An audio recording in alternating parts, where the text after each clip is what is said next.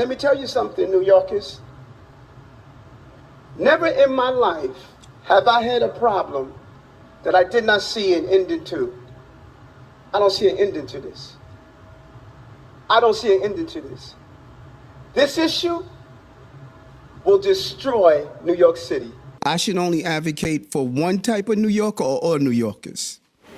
Well, that's tough. I don't think you can advocate for all New Yorkers. Oh, really? Okay, so which New Yorker I shouldn't advocate for? The ones that agree with you or disagree with you? Well, if you believe there should be no mass deportations, how can people believe that you will advocate for that with the incoming Trump administration? Yeah, but you set up a question, and this is very interesting, the question you set up. So there's certain New Yorkers I shouldn't advocate for?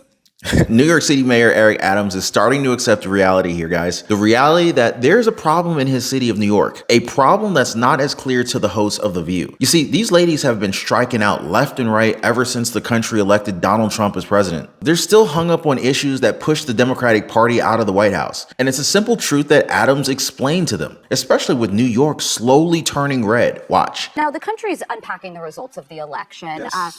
The vice president won New York, but by 12 points as opposed to Joe Biden's 23-point margin. That was a significant move to the right in New York State.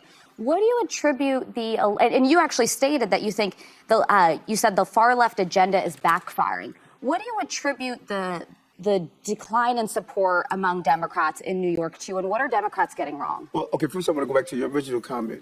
I was calling for the dismantling of hate in our country. Our Sikhs who are being attacked, LGBTQ members are being attacked, African Americans, Jews.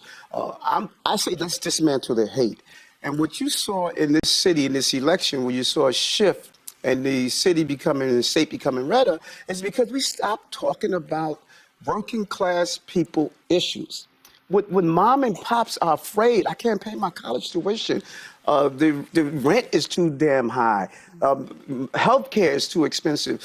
We stopped talking to everyday New Yorkers and Americans. When I'm in the street talking to them, they're not asking me, Eric, tell me about fascism. They're talking about finance. They're not talking about Hitler. They're talking about housing. We need to talk to everyday working class people. And we stopped doing that. And those are the issues that they are afraid of. They're afraid of the future of their children.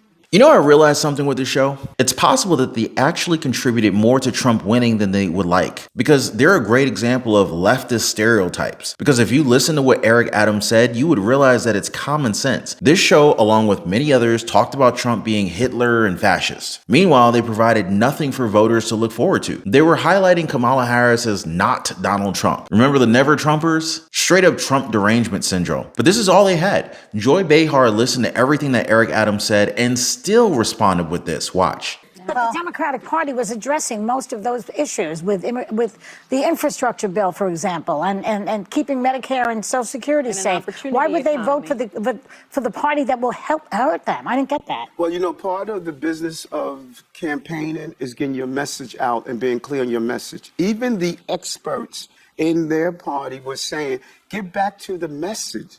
Joy's still trying to stick to these failed talking points, because instead of focusing on what they would do for the American people, Kamala's campaign focused on Trump. That was a losing strategy. What Trump would do once he got elected. But that's not what voters really wanted to hear. She keeps clinging to these lies that voters didn't fall for. Thank God they were smarter than that. The fact that we now call Donald Trump as president-elect proves that Joy Behar, along with The View, is completely out of touch with what Americans actually want. Which now leads me to talk about how they're painting Eric Adams at the moment. Now, as we've seen, he's now taken on a more active approach when it comes to illegal immigration, even though he's spoken out about it before, which has led to backlash from his own party. But given that he's now supposedly in favor of Trump's deportation plans, the left is slowly turning against him. Watch. And I understand you have pled not guilty.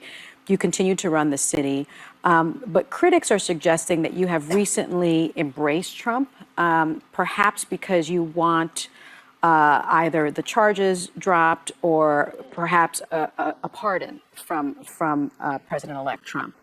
What's your response to those critics? Well, you know, I think nothing is more challenging than not being able to defend yourself in public. You have the floor. I know that I'm sorry? You have the floor. Well, he can't really talk about the case. There you go, former prosecutor. I'm so glad you're saying that. Can't talk A about former the case, prosecutor. but you can talk about whether or not you believe your recent embracing of Trump, your critics are saying, is because you hope for a pardon, or you hope to get some sort of the charges perhaps dropped. Listen, I said it over and over again. I did nothing wrong. I spent 40 years of my life, 22 of them as a police officer, protecting the children and family of the city. I'm consistent of that. I live my life the way I expect everyday New Yorkers are supposed to live their life. I have a legal team. They're going to manage that case. My job is to do what I've done since January 1st, 2022. Make sure crime goes down in the city, record number of housing that's built in the city, turn around our economy, and make sure as you leave this place that you could enjoy the safety of the city. That's my job. I've lived up to that. And the challenges that we face in life, can you continue to do the job that you were elected to do? And the numbers are clear. I'm doing that every day. That was a very loaded answer, one that he got through well, because he doesn't have to confirm his motives of supporting Trump's proposed policies and actions. He's supposed to do his job. And what is with these women and their fixation with the president? It's like every conversation has to start and end with Donald Trump. Again, I think they contributed to a lot of why voters decided to actually side with the president-elect, because they just keep talking about him nonstop. I'm pretty much guessing that they're going to be doing that for the next 4 years, or until ABC just decides to remove them all from the show, especially since Eric Adams was able to talk about something that the left continues to deny. Watch. Americans have been clear, though. We have a broken immigration system. I don't believe in mass deportation, but I don't believe in mass saturation. 220,000 migrants and asylum seekers came to the city, cost us $6.4 billion. I'm not allowed to let them work. I'm not allowed to have them be participating in the tax base of this city. We can't deport those who commit crimes in our city. We are not allowed to connect with ICE. This is a failed system. We need to fix it. And if we don't fix it, we're seeing what's happening in Chicago, what's happening in Houston, what's happening in Denver. This is wrong for cities to pick up this course. They only gave me $200 million out of $6.4 billion that it should have gone to everyday issues in our city. And this is what the far left does not understand, guys. The goal is to serve the American people. I mean, we're paying for taxes that don't even work for us. So to have illegals removed from the country and actually have our taxes work for us, it's a good thing. Meanwhile, they're so freaking focused on this narrative that Trump is a racist. Do you guys believe this message from The View? Take us into the room or the airplane when this was offered to you. How did it go down?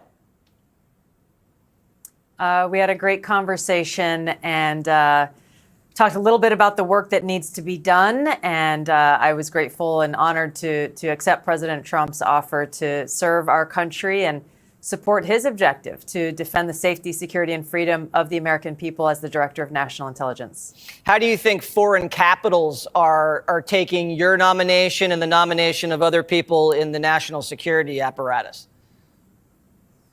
It's a good question. I think President Trump has already shown how active he has been in not waiting around for day one on January 20th or 21st, but he's already leading. He's already engaging with so many of these world leaders around the world on the phone constantly. And he's showing the kind of leadership that the American people voted for. Do you expect resistance from the inside? Because there was a lot of resistance in the first term. And how would you deal with that? The American people delivered quite an incredible mandate for change in this election, with the popular vote and the electoral vote overwhelmingly saying, hey, we want Donald Trump as president, and we've had enough of the Harris-Biden regime. Of course, there's going to be resistance to change from the swamp in Washington.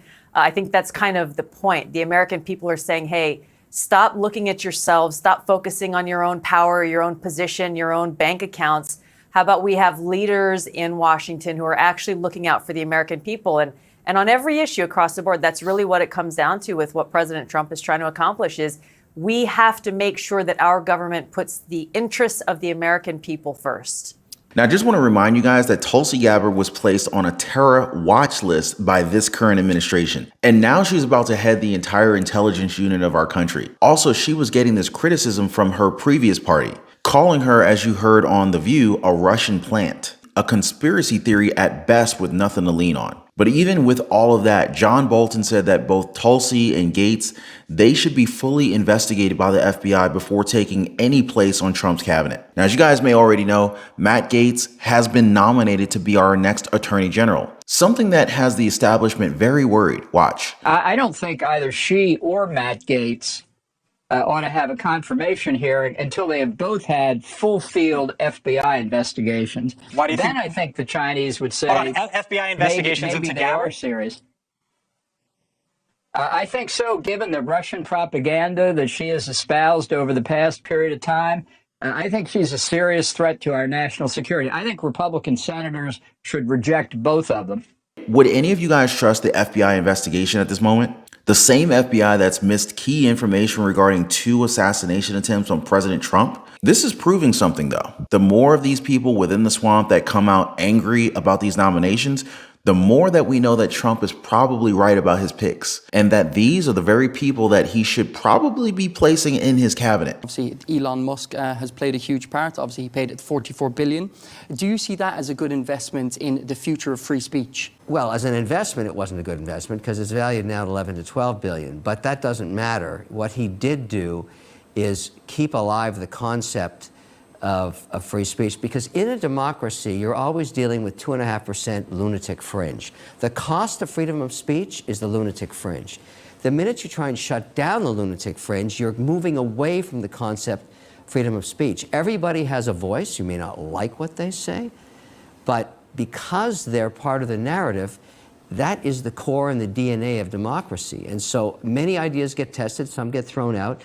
And when you try and change that, again, the system self-corrects, and that's what happened here. So it's a very divided country now. We are going to have a new president with a full mandate. I mean, it looks like he's going to win the Senate and the House and the presidency.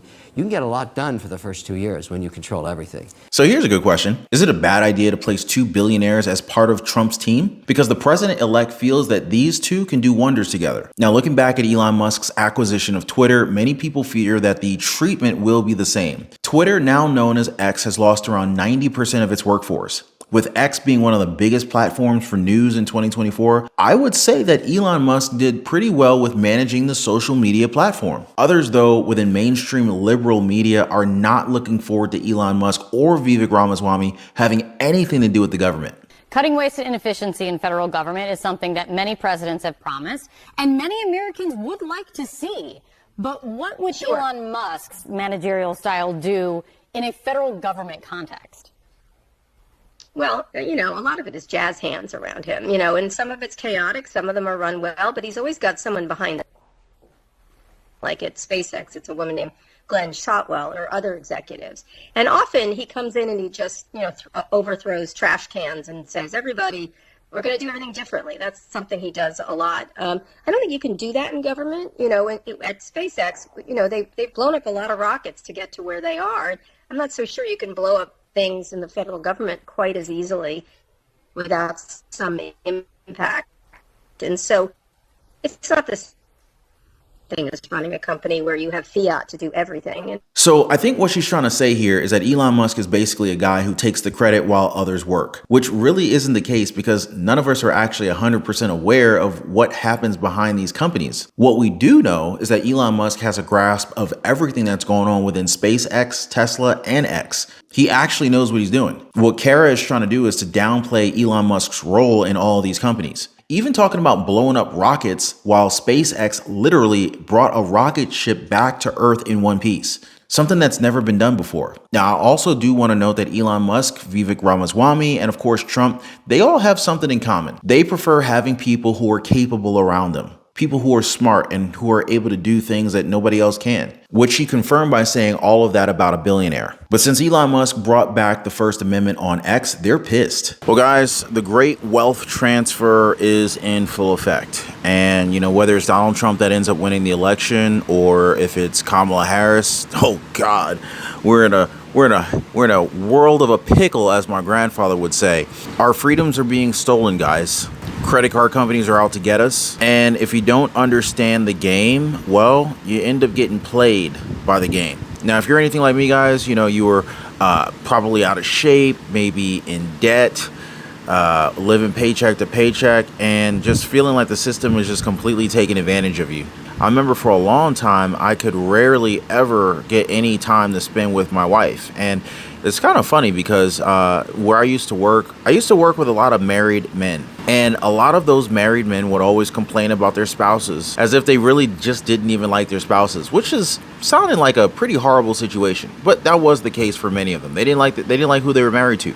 But I was different. Anyway, through trial and error and through a lot of pain, I figured out how to gain freedom and also lose a lot of weight and actually get in shape. And guys, I'm gonna be honest with you, that was a game changer. To no longer be living paycheck to paycheck, figuring out how to get the credit cards to pay me, the power of a strong credit score. I pay thousands of dollars less per year for the same house as my neighbor just because my credit is better than his is. And this is not to brag. I mean, but this is the truth. The banks are literally taking advantage of the poor. It's like the people who can least afford it, they're charging the poor what is like unofficially called a poor tax or a tax on the poor. I mean, I'm now at a point where, you know, like, number one, I don't pay for credit cards. In fact, credit card companies pay me to use their cards. And I figured out how to build a lifestyle that is just ultimately very, very healthy. I lost a tremendous amount of weight and I put on a lot of muscle. But when I was struggling, I wish I knew people who knew these things. So anyway, I decided to create a community of like-minded people who are also interested, just like me, in living better. So if you guys want to join my community, it's called the Liberty Pursuit Network. It is brand new. Come on over. I'd love to have you guys and join like-minded people. Be positively motivated by others who are also on the same pursuit. So I'm going to leave a link for you guys so you can join me over on the Life Pursuit Network in the description down below this video. So check it out, guys, and let's not be a victim of this great wealth transfer that is taking place right now. Now, speaking of which, did you guys see what Whoopi Goldberg just did? Now, guys, I covered this in a previous video where she allegedly uses her platform to bully a local New York bakery. Unbelievable, I know. Be sure to watch that after this because she ain't doing herself no favors with this paranoia. As always, appreciate you guys hitting the like button and subscribing. Join us over in our Patreon community, link in the description down below. I'll see you guys next time.